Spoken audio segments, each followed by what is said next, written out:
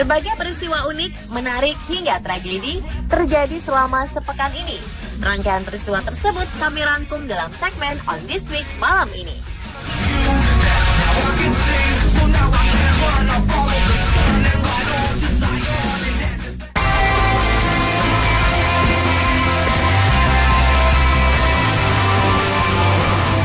Hewan diduga teripang berukuran raksasa ditemukan di Teluk Sumbang, Kecamatan Biduk-Biduk, Kabupaten Berau, Kalimantan Timur.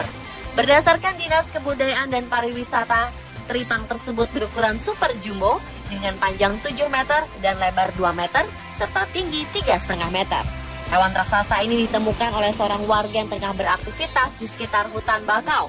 Bahkan warga menemukan menggambarkan ukuran teripang tersebut sebesar mobil. Berdasarkan informasi, teripang yang diduga jenis koro ini dalam keadaan sekarat ketika ditemukan. Ia pun akhirnya mati dan tak bertahan hidup. Setelah mati, ukuran teripang tersebut menyusut hingga hanya 2 meter saja.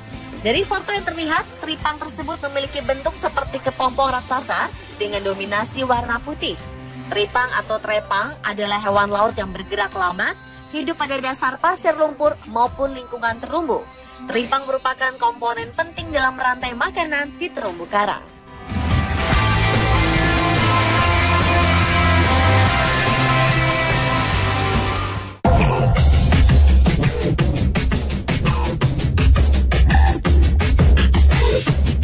Situasi politik Mesir yang tengah bergejolak membuat jurnalis atau wartawan tak memiliki waktu istirahat. Waktu mereka dihabiskan oleh jadwal liputan yang sangat padat. Termasuk jurnalis wanita bernama Lamia Hamdin ini. Ia terpaksa mewawancarai narasumber sambil menggendong anaknya. Tampaknya ia tak punya pilihan lain selain membawa sang putra yang berusia 2 tahun ke tempat kerja ketimbang menitipkannya di tempat penitipan anak. Sebuah foto yang memperlihatkan dia sedang mewawancarai narasumber sambil menggendong anaknya pun memicu perdebatan di media sosial. Para pengguna media sosial Twitter ada yang membelanya dan menyamakan dengan Licia Ronzulli, anggota Parlemen Eropa yang membawa anak ke ruang sidang. Lamia mengaku ia tidak tahu dirinya dipotret ketika sedang menggendong anak sambil mewawancarai orang. Ia justru bingung dengan keributan akibat beredarnya foto tersebut. Ia mengatakan baru saja menjemput anaknya dari tempat penitipan anak, kemudian pergi bekerja. Ia mengatakan tak punya pilihan lain karena sang suami bekerja di luar negeri. Atasan Lamia justru memaklumi kondisi karyawannya tersebut dan tak mempermasalahkannya. Ia membawa anak ke tempat bekerja.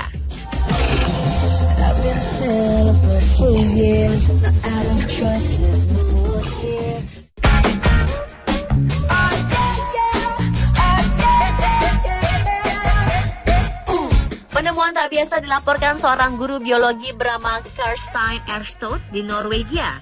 Ia mengaku menemukan kumpulan cacing di atas gundukan salju yang awalnya dikira sudah mati, namun ternyata tidak. Hewan melata itu masih menggeliat-geliat. Setelah penemuan tersebut, dilaporkan terjadi hujan cacing lagi di Norwegia Selatan. Sekumpulan cacing itu menghujani Lindas, Suldal, dekat Bergen, juga di Fumunden. Fenomena cuaca aneh berupa ribuan cacing tanah hidup berjatuhan dari langit itu tentu saja membuat warga keheranan. Namun ternyata fenomena serupa pernah terjadi juga di Norwegia pada tahun 1920-an. Kejadian yang sama juga pernah terjadi di negara lain. Pada tahun 2011, sekelompok siswa yang sedang bermain sepak bola di Glacials Academy Skotlandia heran bukan kepalang sebab cacing-cacing berjatuhan ke tubuh mereka. Bukan hanya cacing yang secara misterius turun dari langit, beberapa insiden hujan binatang terjadi setelah tornado dan badai. Para ilmuwan menduga makhluk itu tersedot pusaran angin kuat lalu terbawa di dalamnya dan berjatuhan saat kekuatan cuaca buruk melemah.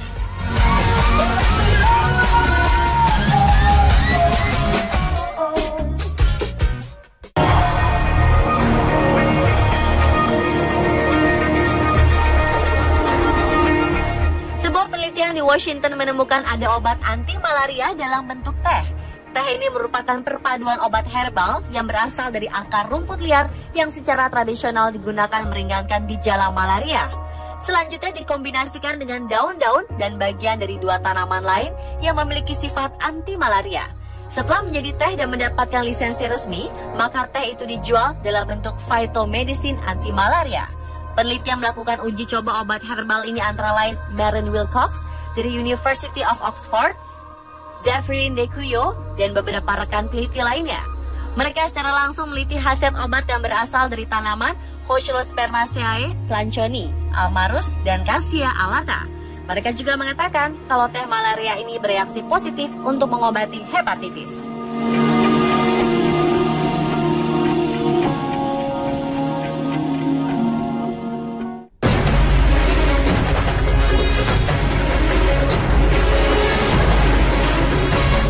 Ratusan ikan mati mengambang mati di Laguna Rodrigo de Freitas, Rio de Janeiro, Brazil 13 April lalu.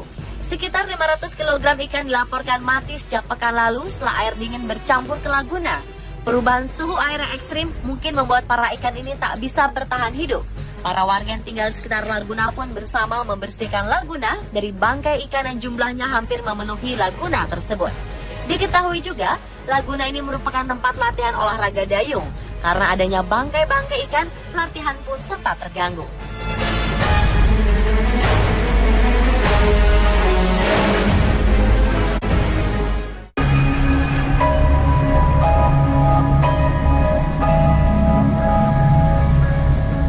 Sudah namanya, selama 24 jam selalu didampingi 3-4 tentara bersenapan laras panjang di Kenya. Sudan bukan presiden, milioner, ataupun pemimpin teroris. Sudan adalah badak putih berusia 40 tahun. Yang membuatnya dikawal begitu ketat adalah Sudan kini menjadi satu-satunya badak putih jantan yang tersisa di dunia. Bila sudah mati, badak putih dipastikan punah. Badak ini mendapatkan perlindungan 24 jam karena dikhawatirkan menjadi incaran pemburu liar. Sudan masih memiliki 2 ekor badak putih betina yang berada di pusat konservasi badak di Oipeteja, Kenya. Tempat ini pun menjadi satu-satunya harapan agar badak putih bisa lestari. Bukan hanya pengawal, Sudan juga dilindungi dengan radio pemancar. Cula Sudan terpaksa diambil demi mengurangi minat pemburu liar untuk membunuhnya. Cula dari badak jenis ini dikabarkan harganya mencapai 900 juta per kilogram. Tahun 1960 tercatat masih ada 2.000 badak putih di dunia. Bandingkan kondisi tersebut pada tahun 1984, di mana jumlahnya tinggal 15 ekor saja.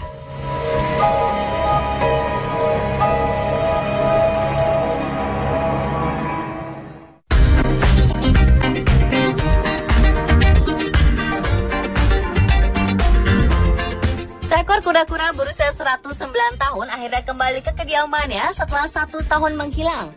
Sang pemilik, Wendy Stokes, sebenarnya sudah putus harapan bisa kembali menemukan Toby, kura-kura peliharaannya itu.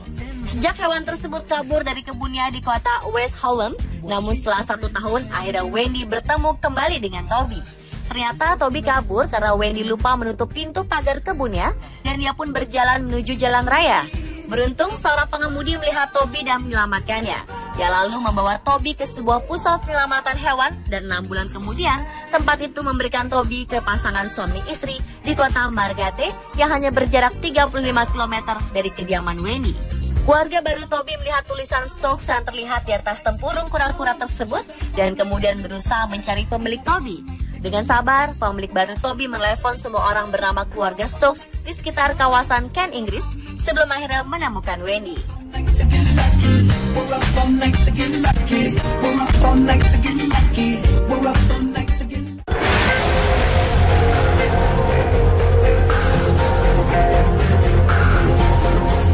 Para petugas kebersihan di kota di Jalan Trujillo, Peru sangat terkejut setelah menemukan sebuah kardus yang berisi sosok mumi yang diduga berusia sekitar 1100 tahun. Mumi itu ditemukan terbungkus kain dan ditaruh di dalam sebuah kotak kardus tak jauh dari sebuah lokasi penggalian arkeologi di kota yang terletak di barat laut Peru tersebut.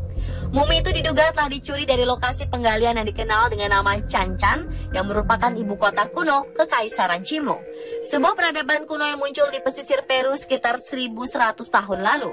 Petugas kebersihan menemukan mumi itu dini hari saat mereka sedang membersihkan jalan. Awalnya mereka mengira kotak tersebut berisi sampah, namun ketika dibuka, mereka pun terkejut melihat isinya. Mereka pun langsung menghubungi polisi. Kini mumi itu sudah dibawa ke Direktorat Kebudayaan Peru untuk diteliti.